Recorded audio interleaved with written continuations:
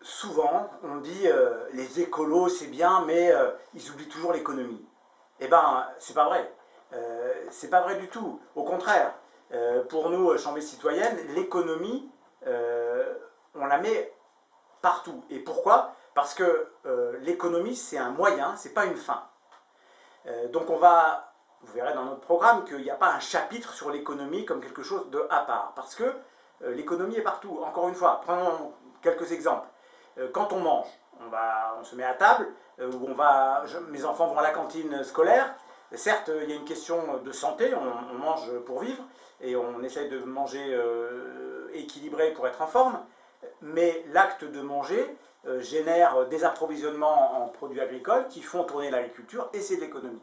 Donc quand on parle de cantine à 100% bio et locale, c'est une action économique, c'est une action qui sert l'économie du territoire.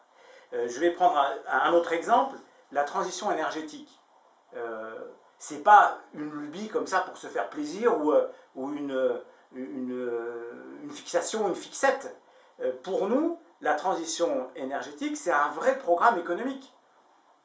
Quand on voit le plan climat de l'Aglo qui est présenté par nos élus actuels, la majorité actuelle, comme une forme d'obligation, on est obligé de faire le plan climat, et on met des actions qui sont un petit peu comme des punitions ou des obligations. Non, faisons un plan climat qui soit un vrai plan de développement économique. Juste un chiffre. En gros, à l'échelle d'une année, un ménage consomme 3 000 € d'énergie par an. Faites le calcul, 60 000 habitants, ça fait 20 000 foyers, fois 3 000, on arrive à 60 millions de consommation énergétique.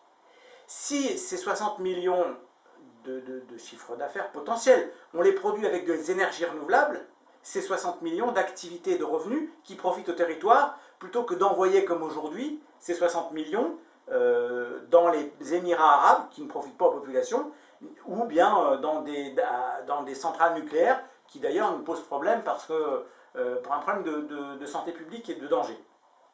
Donc relocaliser la production d'énergie, c'est créer de l'économie, des revenus, des emplois, et là on a une grosse manne intéressante, 60 millions de chiffre d'affaires, c'est loin d'être négligeable.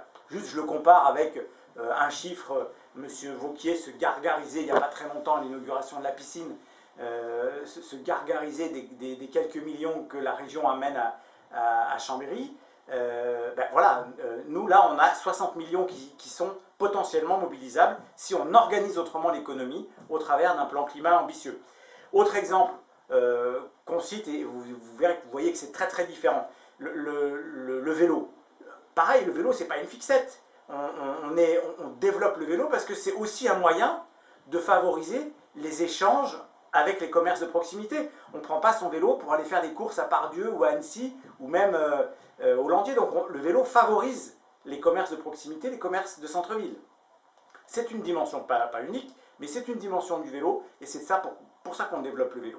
Donc, encore un autre exemple, le dispensaire. Le dispensaire de Chambéry est quelque chose d'historique qui a beaucoup travaillé sur les questions de vaccination quand c'était important de vacciner les gens. Aujourd'hui, il a perdu un petit peu d'importance, mais aujourd'hui, vu l'ampleur du problème de la santé au travail, recréer par exemple créer une consultation de santé au travail dans un dispensaire public, municipal, ça a du sens. Et on va dire c'est de la santé. Oui, mais c'est aussi de l'économie, parce que santé au travail, c'est faire en sorte que les gens aillent bien dans leur fonction professionnelle. Donc voilà, vous voyez qu'à chaque fois qu'on parle d'un sujet social, solidarité, transition écologique, il y a une dimension économique, et l'économie est au service de la solidarité et de la transition, pas l'inverse.